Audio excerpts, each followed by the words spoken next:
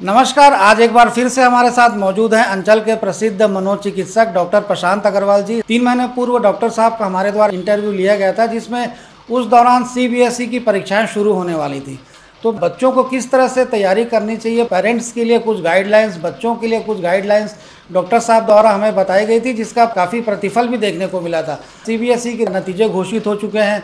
कई विद्यार्थी अव्वल आए हैं, कई प्रथम श्रेणी में आए हैं, द्वितीय श्रेणी में आए हैं, लेकिन दुर्भाग्यजनक स्थिति यहाँ पे यह देखने को मिली कि कई बच्चे जो कि पूरा का या तो कहीं फेल हो गए। तो ऐसी लगातार पिछले रिजल्ट घोषित होने के पिछले कुछ दिनों से ऐसी घटनाएं सामने आ रही हैं कि युवक युवतियों द्वारा परीक्षा में असफल होने की वजह से आत्महत्या जैसे कदम, खौफनाक कदम उठा रहे हैं। तो उनके पेरेंट्स हैं, इस वजह से वो काफ़ी परेशान हैं। चूँकि और भी जो पेरेंट्स हैं जिनके बच्चे असफल हो चुके हैं, इस तरह की घटनाओं को देख करके कहीं ना कहीं उन परिजनों में भी संदेह है और वो अपने बच्चों की लगातार मॉनिटरिंग कर रहे हैं। तो आइए हम डॉक्टर साहब से जानने की कोशिश करते हैं कि आखिर इस तरह की घटनाएँ सामने क्यों आ रही। सर, आपका कौन मीडिया न्यूज़ में स्वागत है। धन्यवाद सर, जब हमारे द्वारा आपका इंटरव्यू लिया गया था शुरू में 3 महीने पूर्व, जब सीबीएसई की परीक्षा शुरू होने वाली थी, तो आपने काफ़ी कुछ जानकारियां दी थी, जिसका प्रभाव भी देखने को मिला। सर, देखने को ये मिल रहा है जब रिजल्ट आने के उपरांत सर आए दिन जो बच्चे परीक्षा में असफल हो चुके हैं 10वीं 12वीं बोर्ड में, तो उनके द्वारा सर आत्मघाती कदम उठाए जा रहे हैं। तो सर, इसके पीछे आप क्या कारण मानते हो और इन घटनाओं की पुनरावृत्ति रोकने के लिए सर पेरेंट्स को किस तरह के कदम उठाए जाने की ज़रूरत है? देखिए, ये बहुत ही अच्छा सवाल है आज की डेट में। अभी मैं देख रहा हूँ, न्यूज़पेपर में पढ़ रहा हूँ कि सीबीएसई के रिज़ल्ट जैसे ही नतीजे आए हैं, कुछ बच्चों ने जो है आत्मघाती कदम उठाए हैं, कुछ लोगों ने आत्महत्या कर ली है। तो ये मैं समझता हूँ कि एक कहीं ना कहीं माता पिता की और जो समाज है उसकी कहीं ना कहीं पे जो है दिक्कतों का सामना करना पड़ रहा है। तो मेन वजह जो आत्महत्या के पीछे जो है वो होता है कि बहुत ज़्यादा एक्सपेक्टेशन रखना खुद से। इसके पीछे अक्सर ये देखा गया है कि जो माता पिता होते हैं वो बच्चों को जो है एग्ज़ाम से पूर्व जो है थोड़ा सा उनके ऊपर जो मानसिक दबाव है, जो प्रेशर है, उसको कई गुना तक बढ़ा देते हैं। जैसे कि माता पिता अपने बच्चों की अक्सर जो है अपने पड़ोसी के बच्चों के साथ या स्कूल में पढ़ने वाले दूसरे बच्चों के साथ उनकी तुलना करते हैं। मान लीजिए कि उनके बच्चे के अंदर उतनी क्षमता नहीं है कि वो 90% अंक या फिर वो जो है हाई ग्रेड मार्क्स लेकर के आए। उसके बाद भी जो है माता पिता अननेसेसरी जो है बच्चों पर फोर्स डालते हैं, प्रेशराइज करते हैं उनको कि इतने प्रतिशत अंक तुमको लाने ही होंगे। और यदि बच्चा उतने प्रतिशत अंक नहीं लेकर के आता है तो अक्सर माता पिता जो है उनको जो है हीन भावना से देखते हैं, या फिर जो उनके जो दूसरे भाई बहन होते हैं उनके सामने उनकी तुलना करने लगते हैं उनको। सर, मैं आपको यहाँ पे रोकना चाहूँगा। मेरा सवाल है सर, यहाँ पे ये भी आ रहा है जैसे कि आपने कहा हीन भावना। सर, तो जो आत्मघाती कदम उठा रहे हैं बच्चे, तो कहीं ऐसा भी तो नहीं कि सर जिन पेरेंट्स के बच्चे असफल हो चुके हैं परीक्षा में, उनके द्वारा दूसरे बच्चों को एग्जाम्पल दे करके अपने बच्चों को कहीं ना कहीं किसी रूप से प्रताड़ित किया जा रहा हो? यही एक मेन रीज़न होता है कि बच्चे जब देखते हैं कि उनके माता पिता जो है उनकी एक्सपेक्टेशन ज़्यादा है, वो उनके बच्चों से कुछ ज़्यादा एक्सपेक्ट करते हैं कि भाई नहीं, मेरा बच्चा जो है वो तो 90% या उससे ज़्यादा अंक लेकर के आएगा ही। जो दूसरे उनके भाई बहन हैं या जो उनके मित्र हैं उससे कई गुना जो है वो अच्छा प्रदर्शन करके दिखाएगा। लेकिन हर किसी की क्षमता, हर किसी की जो प्रतिभा है वो एक समान नहीं होती। ये चीज़ माता पिता को और स्वयं बच्चों को, और मैं तो यह भी कहना चाहूँगा कि जो स्कूल के टीचर्स हैं उनको भी ये चीज़ें समझनी चाहिए कि भाई मेरा जो बच्चा है उसकी कैपेसिटी जो है, उसकी जो क्षमता है वो 60 से 70% अंक लाने की ही है। और कभी भी जो है मार्क्स से यानी कि नंबरों से किसी की प्रतिभा का आप तुलना नहीं कर सकते। यदि मैं अपनी बात करूं तो मैंने कभी भी जो है 70% से ज़्यादा अंक नहीं लाए, लेकिन मैं आज एक डॉक्टर हूँ। उसी तरीके से आप देखेंगे कि जो भी बड़े अधिकारी हैं, कई बार आईएएस ऑफिसर हैं, आईपीएस ऑफिसर हैं, यदि आप उनसे भी पूछेंगे तो उनके कभी स्कूल में अच्छे नंबर नहीं आए, लेकिन आज एक वो बहुत अच्छी पोस्ट पर है। तो स्कूल के नंबरों से या आपके जो प्रतिशत है उससे आपकी जो क्षमता है, कैलिबर है, भविष्य में जो आप करना चाहते हैं उससे आपकी तुलना नहीं की जा सकती। और जो एग्ज़ाम होता है ये 3 घंटे का एक पेपर होता है। उसमें जितना आपका दिमाग चला है, जितनी चीज़ें आपको याद आ गई, आप उतना आपका प्रदर्शन वहाँ पर कर सकते हैं। लेकिन इसका मतलब ये नहीं कि आप में कुछ कमी है, आप दूसरों से पीछे चल रहे हैं। तो मुझे ऐसा लगता है कि यहाँ पर माता पिता को अपने बच्चों की तुलना कभी भी किसी दूसरे बच्चे से नहीं करनी चाहिए। दूसरा है कि टीचर्स को और जो माता पिता हैं उनको एग्ज़ाम से पहले अपने बच्चों को जो साइकोलॉजिकल काउंसलिंग है, यानी कि जो एक सपोर्ट होता है, मानसिक सपोर्ट है ना, वो प्रदान करना चाहिए कि बेटा देखिए ये तो सिर्फ एक एग्ज़ाम है, लिखित परीक्षा है, यदि इसमें आपके नंबर कम भी आते हैं तो इसमें हमें घबराने की कोई ज़रूरत नहीं है, यदि आप फेल भी हो जाते हैं तब भी हम आपके साथ हैं।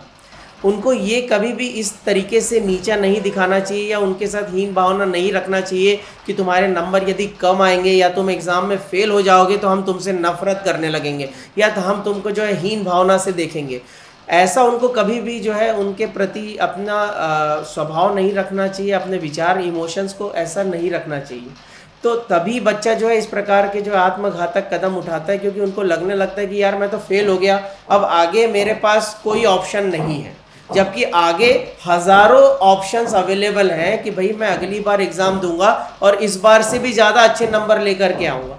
लेकिन क्योंकि वो देखते हैं कि उनके जो आसपास माता पिता हैं, जो उनके टीचर्स हैं, कहीं ना कहीं उनको हीन भावना से देख रहे हैं, कहीं ना कहीं उनको जो है वो रेस्पेक्ट नहीं मिल पा रहा जो पहले मिलता था, इसलिए बच्चा सोचता है कि यार मैं अपने आप को ख़त्म कर लेता हूँ, जो कि एक बहुत ही गलत बात होती है।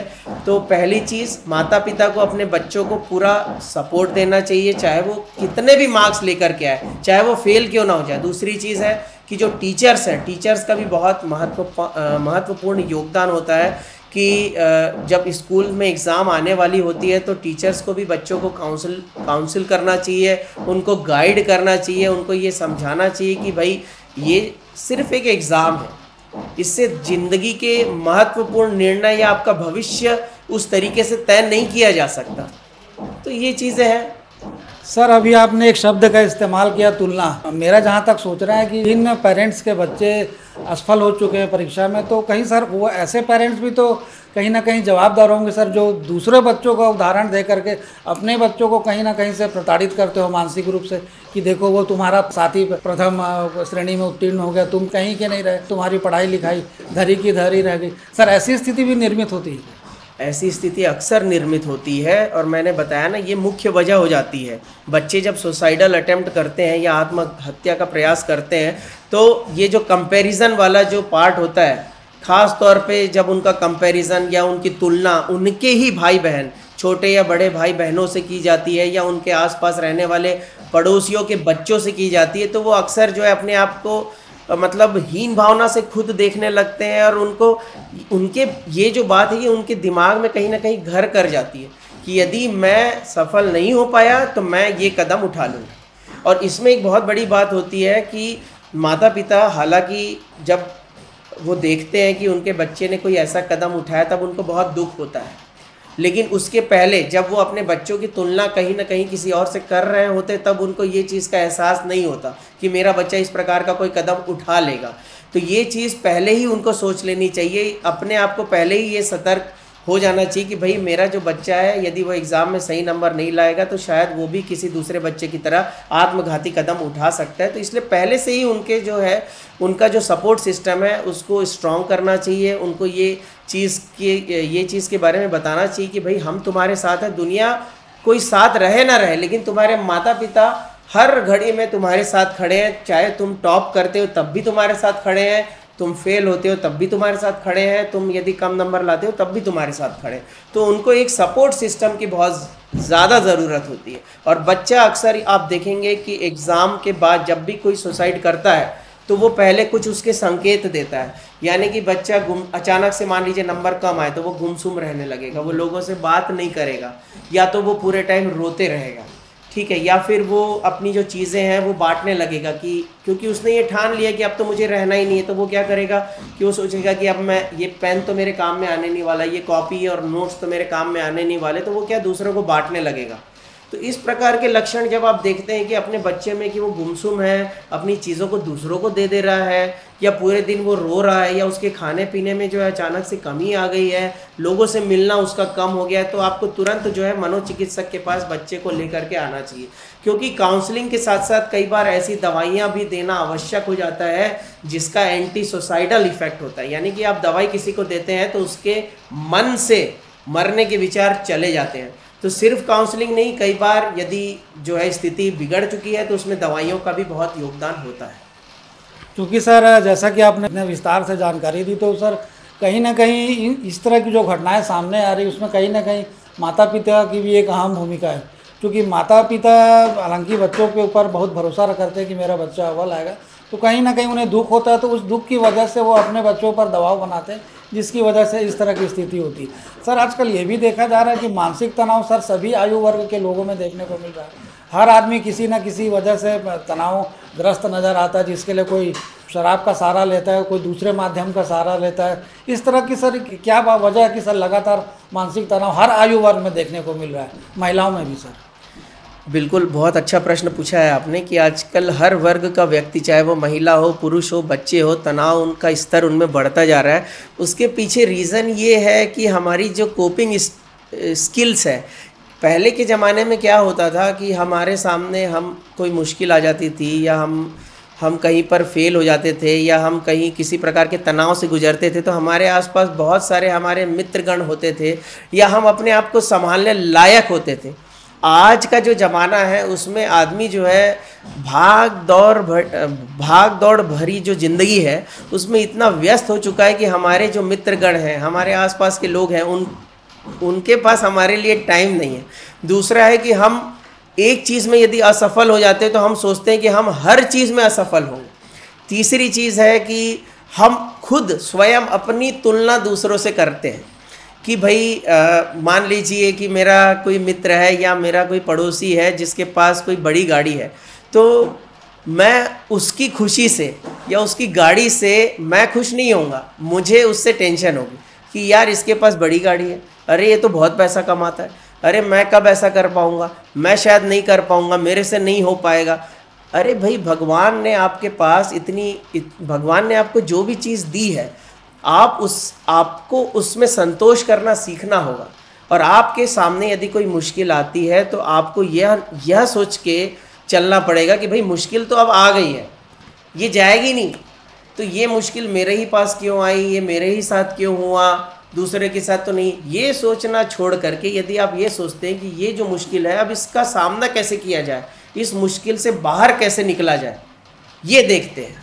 तो यदि इस तरीके से पॉजिटिव थिंकिंग के साथ आदमी जब चलता है कि ठीक है यार, हर किसी की ज़िंदगी में एक जैसा समय नहीं होता, कभी अच्छे दिन होते हैं तो कभी बुरे दिन भी आते हैं। तो अभी मेरा बुरा वक्त है, मेरे सामने कोई मुसीबत आ गई है, परेशानी आ गई है, ठीक है, ये भी निकल जाएगी, इसका भी सामना हम कर लेंगे। तो यदि इस प्रकार की सोच व्यक्ति अपने अंदर उत्पन्न कर लेता है, डेवलप कर लेता है, तो आप देखते हैं कि वो किसी भी परेशानी से, किसी भी मुसीबत से आराम से निकल जाता है और कोई स्ट्रेस, कोई तनाव उसके जीवन में नहीं आता।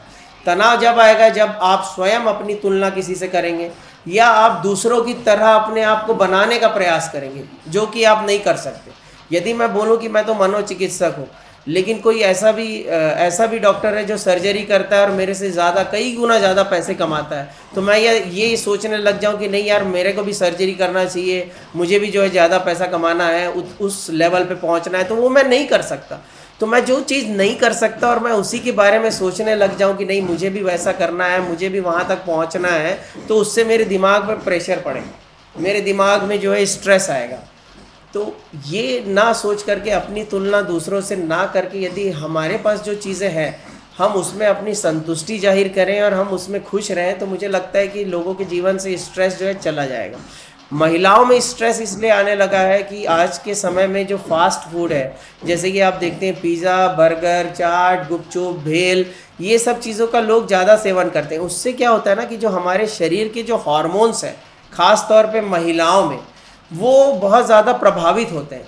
तो महिलाएं जब फास्ट फूड का सेवन करती है तो उससे उनके जो हार्मोनल इम्बैलेंस हो जाता है, जिसका कि दिमाग पर बहुत ज़्यादा प्रभाव पड़ता है।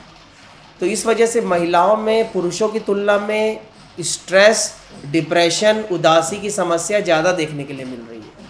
सर जैसा कि आपने कहा कि स्ट्रेस से अपन बाहर कैसे निकले, लेकिन सर यहाँ तो ये देखने को मिलता है कि आदमी बाहर निकलने की बजाय उसी में धंसता चला जाता है। उसके कुछ मित्र यार भी, दोस्त यार भी ऐसे रहते हैं, सगे संबंधी भी ऐसे रहते हैं जो उसे तनावग्रस्त स्थिति से बाहर निकालने की बजाय ऐसी नकारात्मक बातें बोलते हैं, जिसकी वजह से सर और डिप्रेशन में चले जाता है। और ऐसी स्थिति में सर सही मार्गदर्शन नहीं मिलने की वजह से वो किसी मनोचिकित्सक तक नहीं पहुंच पाता। तो सर ऐसे लोगों के लिए क्या करना चाहिए? मैं तो एक ही शब्द कहना चाहता हूँ कि जब भी कोई व्यक्ति आपके साथ नेगेटिव बात करता है या आप जिस परेशानी से गुजर रहे हैं उस परेशानी को और बढ़ाने वाली कोई बातें करता है, ऐसे व्यक्तियों से आप दूर रहिए। यदि देखिए आप पॉजिटिव रहेंगे तो जाहिर सी बात है कि आप नकारात्मक व्यक्ति की बात ना तो सुनेंगे ना तो उसको ज़्यादा तवज्जो देंगे। लेकिन आप नेगेटिव व्यक्ति की बात सुनते हैं और उसको अपने आसपास जगह देते हैं तो मुझे लगता है कि आपका आसपास का जो एनवायरनमेंट है वो नेगेटिव होता चला जाता है और आप, जैसा कि आपने बोला, आप उसमें धंसते चले जाते हैं। तो ऐसे लोगों से दूर रहिए जो आपको जो है आपके अंदर नेगेटिविटी प्रोड्यूस करते हैं, आपके साथ नकारात्मक बातें करते हैं। मैं तो आज की डेट में जो भी व्यक्ति मरीजों को छोड़ करके कोई मेरा सगे संबंधी या कोई भी व्यक्ति मुझे कोई नकारात्मक बात करता है या हमेशा नेगेटिव वे में मुझे दर्शाने का प्रयास करता है, ऐसे व्यक्तियों से मैं बिल्कुल बात ही नहीं करता हूँ। रीज़न यही है कि जब आप किसी नेगेटिव व्यक्ति से बात करेंगे तो आपकी सोच भी उस तरीके से नेगेटिव होती चले जाएगी, तो और आपके अंदर पॉजिटिव रहेगी तो आपके पास नेगेटिविटी ज़्यादा आएगी ही आएगी। तो उससे आपको दूर रहना है, क्योंकि पॉजिटिव और नेगेटिव ये दोनों एक दूसरे को अट्रैक्ट करते हैं। सर सवाल है अब यहाँ पे एक ये भी आता है, चूँकि जवान लड़का है 18-19 साल का, तो उसकी दिनचर्या चूँकि ये देखने को मिलती है कि सवेरे सर बाकायदा वो मंदिर भी जाता है, पूजा भी करता है, शाम के वक्त वॉकिंग भी करता है, टहलता भी है, लेकिन सर बीच बीच में उसकी जो स्थिति है एकदम आउट ऑफ कंट्रोल हो जाती है। सर अभी परसों की बात है सर, वो 2 मंजिले से मकान से ऊपर से नीचे गिर गया और सड़क चलते लोगों को सर पत्थर मारने लगा। अनावश्यक जिनसे जान पहचान तो दूर दूर तक नहीं है, उन्हें गालियाँ बकने लगा। तो सर मेंटल पेशेंट जो होता है उनकी देख रेख कैसे करनी चाहिए? क्योंकि इस तरह का वाक़या चूँकि मैं पहली बार देखा हूँ सर, इसलिए ये सवाल मेरे मन में आया। देखिए, जैसा कि आपने बताया, ये जो अवस्था होती है जिसमें लोग पत्थर मार रहे हैं या ऊपर से कूदने का प्रयास कर रहे हैं, ये जो स्थिति होती है ये टेम्पररी होती है, ट्रांजिएंट होती है। यानी कि इस स्थिति को दवाइयों से पूरी तरीके से कंट्रोल किया जा सकता है। तो पहली चीज़ जो घर वालों को देखने के लिए जो ज़रूरी चीज़ है जानने के लिए वो ये है कि ऐसे व्यक्तियों को कभी भी जो है वो आपको पत्थर मार रहा है, यदि आप भी उसको पत्थर मारेंगे तो फिर दिमाग किसका ख़राब है?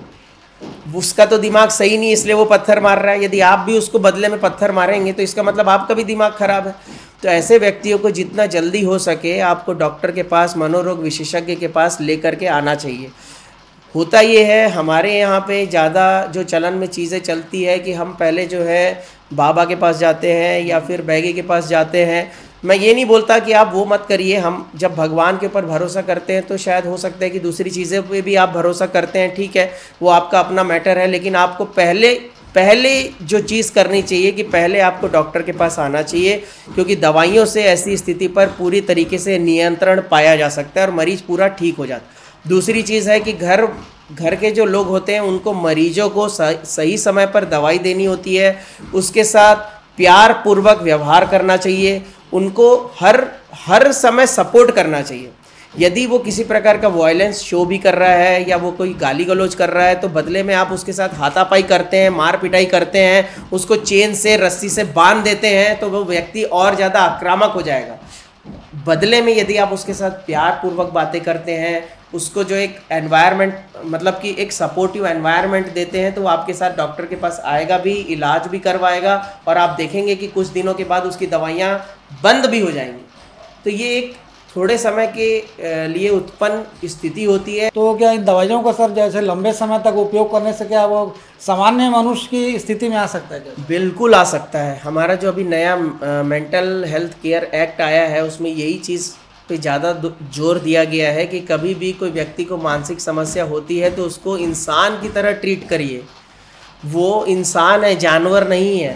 तो दवाइयों के माध्यम से वो व्यक्ति पूरी तरीके से ठीक हो सकता है। और मेरे पास तो ऐसे भी मरीज हैं जो कि अपने काम पर वापस जा चुके हैं, जिनका दिमाग ख़राब हो गया था, जिनको जो है साइकोलॉजिकल प्रॉब्लम हो गई थी, दवाइयों से वो पूरे ठीक हो गए। आज वो अपना काम भी सही तरीके से करते हैं, अपने बीवी बच्चों का ध्यान भी सही तरीके से रखते हैं और उनको कोई दवाई नहीं चलती है। तो ये जो है एक भ्रम है जो हमारे समाज में फैला हुआ है कि भैया किसी को मानसिक बीमारी हो गई तो उसकी दवाइयाँ आजीवन चलेगी। दूसरा है कि वो सामान्य मनुष्य की तरह नहीं रह पाएगा, जो कि पूरी तरीके से गलत बात है। वो सामान्य मनुष्य है जब उसको दिमागी परेशानी हुई है तब भी, और दवाई लेने के बाद भी, तो वो बिल्कुल सामाजिक तौर पर एकदम नॉर्मल हो सकता है। इसमें कोई दो राय नहीं है। सर न्यूरोलॉजिकल समस्याएं क्या होती है सर, किस तरह से उसका दुष्प्रभाव देखने को मिलता है? बहुत अच्छा सवाल आपने पूछा है। देखिए, न्यूरोलॉजिकल समस्याओं से हम समझते हैं, पहले मैं जनता को जो बताना चाहूँगा कि भाई न्यूरॉन यानी कि जो हमारा ब्रेन है वो जो सेल से बना हुआ है, जैसे ये कपड़ा है ये धागे से बना हुआ है, यानी कि करोड़ों लाखों धागे जुड़ करके ये कपड़ा बना है, उसी तरीके से हमारा ब्रेन बना हुआ है। ब्रेन जिस चीज़ से बना हुआ है उसको हम कह देते हैं न्यूरॉन। ठीक है, अब न्यूरॉन की तुलना मैं अक्सर जो हमारे मरीज होते हैं उनको समझाने के लिए करता हूँ हमारे बिजली के तार से। जैसा कि हमारे घर में बिजली का तार होता है जिसमें इलेक्ट्रिसिटी फ्लो करती है, उसी तरीके से हमारे दिमाग में भी इलेक्ट्रिसिटी 24 घंटे चलती रहती है। कभी कभी आप देखते हैं कि अचानक से आपके घर में कई बार स्पार्क हो जाता है और बिजली चली जाती है। उसी तरीके से न्यूरोलॉजिकल बीमारियां भी होती है। कई बार ब्रेन में भी शॉर्ट सर्किट हो जाता है, दो न्यूरॉन्स जो है वो एक दूसरे से गलत तरीके से कनेक्ट हो जाते हैं, जिसकी वजह से ब्रेन के अंदर शॉर्ट सर्किट हो जाता है, जिसकी वजह से बहुत सारी न्यूरोलॉजिकल प्रॉब्लम्स उत्पन्न हो जाती है। जैसे कि एक न्यूरोलॉजिकल प्रॉब्लम बहुत कॉमन जो है वो होती है डिमेंशिया, जो बुढ़ापे में सठियाने की बीमारी जिसको आप कहते हैं। दूसरा होता है माइस्थेनिया ग्रेविस। इसमें व्यक्ति जो होता है मतलब दिन जैसे जैसे बीतेगा उनको थकान होने लगती है, क्योंकि जो ब्रेन के जो सेल्स हैं वो थकने लगते हैं। तीसरी जो बीमारी होती है पार्किंसंस डिजीज, इसमें जो व्यक्ति है उनके हाथ कांपने लगते हैं, वो धीरे धीरे चलने लगते हैं, वो अपना ध्यान स्वयं नहीं रख सकते। आप उनका चेहरा देखेंगे तो आपको लगेगा कि ये बहुत दिनों से इनके चेहरे पे शायद मुस्कान नहीं है या इनके चेहरे पे कोई एक्सप्रेशन ही नहीं है। उसके बाद आती है रीढ़ की हड्डियों की जो नसें होती हैं उसकी समस्या, जिसमें कि मल्टीपल स्क्लेरोसिस आता है, ए मायोट्रोपिक लेटरल स्क्लेरोसिस। इसमें अक्सर विटामिन B12 की कमी से न्यूरोलॉजिकल प्रॉब्लम्स उत्पन्न होती है, क्योंकि जैसे कि आप देखते हैं गाड़ी में जब आप फ्यूल या तेल नहीं डलवाते हैं तो गाड़ी आगे नहीं चलती है। उसी प्रकार से विटामिन B12 जो होता है वो हमारी नसों के लिए काम करने के लिए बहुत ज़रूरी होता है। तो वो कई बार जो है उसका लेवल कम हो जाता है या वो ठीक तरीके से हमारे मस्तिष्क में पहुंच नहीं पाता, जिसकी वजह से न्यूरोलॉजिकल प्रॉब्लम्स आती है, यानी कि दिमाग में स्पार्क होने लगता है। सर यहाँ ये भी देखने को मिलता है कि सर युवाओं के अलावा बुजुर्गों को ये बात करें, बिना कारण अनावश्यक रूप से कई लोगों को सर बड़बड़ाते, अनावश्यक रूप से गाली गलौज करते देखा जाता है। तो ऐसी स्थिति से पीड़ित लोगों को भी सर मनोचिकित्सक के पास आने की आवश्यकता है? बिल्कुल आने की आवश्यकता है। इसको आप जैसा मैंने बताया ना कि डिमेंशिया, इसको आप अल्जाइमर्स डिजीज़ भी कह सकते हैं, इसको बुढ़ापे में सठियाना भी कहा जाता है। इसमें क्या होता है कि जैसा जैसा व्यक्ति जो है 55-60 की उम्र के ऊपर उनकी उम्र बढ़ती है तो दिमाग में कुछ केमिकल्स होते हैं वो कम होने लगते हैं। जब वो केमिकल्स कम होने लगते हैं तो उनकी याददाश्त कमज़ोर हो जाती है, वो अपना ध्यान स्वयं नहीं रख पाते हैं। कई बार आप देखते हैं कि उनको जो है उनके पूर्वज दिखाई दे रहे हैं या वो अकेले में बैठ करके बड़बड़ा रहे हैं, क्योंकि उनके कानों में अजीब अजीब आवाज़ें आने लगती है, उनको कोई कोई चीज़ें दिखाई देने लगती है, ऐसा उनको आभास होने लगता है। तो सर इसमें सत्यता है क्या सर? कुछ सत्यता यही है कि ब्रेन में जो केमिकल्स हैं वो कम हो जाते हैं। जैसे ही हम दवाई प्रिस्क्राइब करते हैं पेशेंट को तो वो मरीज़ एकदम पूरी तरीके से स्वस्थ हो जाता है, और उसके बाद आने वाले समय में ये दवाइयों से ना तो वो सही होते हैं बल्कि उनको आने वाली समस्या से निजात भी मिलती है, क्योंकि जैसे जैसे उम्र बढ़ेगी दिमाग के जो सेल्स हैं वो भी जो है सिकुड़ने लगते हैं। तो दवाइयों से वो सेल्स सिकुड़ेंगे नहीं और आदमी जो है उनका दिमाग एकदम चुस्त दुरुस्त रहेगा, तो ऐसी समस्या नहीं आएगी। सर माइग्रेन को पूरी तरह से ठीक किया जा सकता है क्या सर?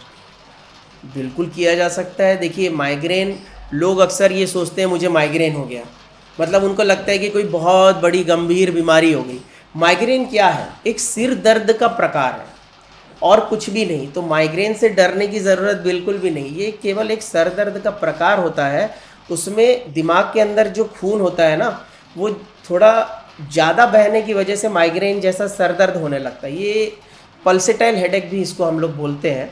तो माइग्रेन में यदि व्यक्ति जो है परहेज, जो हम उनको मरीजों को बताते हैं कि आपको समय पर खाना है, आपको समय पर सोना है, समय पर उठना है, अपने तेज़ रोशनी से अपने आप का बचाव करना है, तेज गंध से अपने आप का बचाव करना है। तो यदि वो ये सब चीज़ों का पालन करते हैं तो उनका माइग्रेन पूरी तरीके से ठीक हो जाता है। मेरे पास तो ऐसे कई मरीज रहे हैं जिनका 6 महीने साल भर मैंने इलाज किया है और उसके बाद उनकी दवाइयाँ बंद कर दी हैं और वो आज तक सही है। बीच बीच में आते हैं मिलने के लिए, बताते हैं कि डॉक्टर साहब मैं एकदम सही हूँ। तो माइग्रेन पूरी तरीके से ठीक हो सकता है और इससे डरने की बिल्कुल ज़रूरत नहीं, क्योंकि एक प्रकार का सर दर्द है बस। सर, माइग्रेन की समस्या होने पे ये भी देखा जाता है कि जो लोग आसपास के मेडिकल स्टोर से जाकर के दवाई ले लेते हैं, उन्हें तात्कालिक राहत तो मिल जाती है, तो सर इसका दुष्प्रभाव आने वाले समय में देखने को मिल सकता है क्या? बिल्कुल देखने के लिए मिलता है। जो मरीज माइग्रेन का खुद उपचार करते हैं या मेडिकल स्टोर से ला करके दवाई खा लेते हैं, उनमें ये होता है कि उनको आने वाले समय में हार्ट की समस्या हो जाती है, उनको ब्लड प्रेशर की समस्या हो जाती है। कई बार ऐसा भी होता है कि उनको स्ट्रोक आ जाता है, यानी कि लकवा भी आ सकता है। तो ये खुद से इलाज करना बहुत ज़्यादा इसमें जानलेवा हो सकता है, इसलिए बिल्कुल भी इस तरीके का प्रयोग नहीं करना चाहिए। पार्किंसन रोग क्या है सर? इससे पीड़ित मरीजों की संख्या सर छत्तीसगढ़ में बढ़ रही है। देखिए, छत्तीसगढ़ में पार्किंसंस डिजीज़ बढ़ रहा है, उसका एक रीज़न महत्वपूर्ण मैं तो ये बोलना चाहूँगा, क्योंकि आजकल हर जगह पे कुआं या फिर आप कहेंगे बोरिंग का पानी पिया जाता है। तो हमारी जो किताबें हैं उसमें ये क्लियर कट लिखा हुआ है कि जो व्यक्ति कुएं का या बोरिंग के पानी का ज़्यादा इस्तेमाल करते हैं पीने के लिए, उनमें पार्किंसंस डिजीज़ होने का खतरा कई गुना तक बढ़ जाता है। इसमें क्या होता है कि दिमाग में केमिकल होता है डोपामिन, वो सूखने लगता है। तो जब डोपामिन सूखने लगता है तो व्यक्ति जो है बहुत धीरे धीरे चलने लगता है, उनकी गले से आवाज़ निकलना बंद हो जाती है। आप देखेंगे कि उनके मुंह से लार निकल रही है, उनके हाथ पूरे समय ऐसे इस तरीके से कांपने लगते हैं, उनकी याददाश्त भी क्षीण हो जाती है। तो यदि वो डोपामिन नाम का केमिकल दिमाग में बढ़ा दिया जाता है तो व्यक्ति जो है पूरे तरीके से स्वस्थ हो जाता है। तो रीज़न ये है कि आजकल कुएं का, बोरिंग का पानी पीने का जो चलन बढ़ते चला जा रहा है, उसकी वजह से पार्किंसंस डिजीज़ का खतरा भी बढ़ रहा है। सर, तनाव मुक्त रहने के लिए हमारे दर्शकों से सर क्या कहना चाहेंगे? तनाव मुक्त रहने के लिए मैं दर्शकों से यही कहना चाहूँगा कि पहली चीज़, अपने जीवन में हमेशा पॉजिटिव रहिए।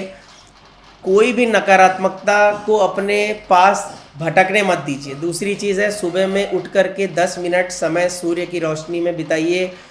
अच्छा खाना खाइए, यानी कि जंक फूड से दूर रहिए। यदि आपके मन में कोई भी बुरी भावनाएं आती हैं, कोई प्रॉब्लम आपके जीवन में या आसपास दिखाई देती है, तो उसको जो है अपने नियर एंड डियर वंस के साथ साझा करिए। मन में दबा के मत रखिए। आपके मन में जो भी प्रॉब्लम है, जो भी समस्याएं हैं, उसको अपने माता पिता के साथ, मित्रों के साथ साझा करिए। रात को समय पर सोइए, सुबह समय पर उठिए और जो भी काम आप करते हैं उसको एंजॉय करके करिए।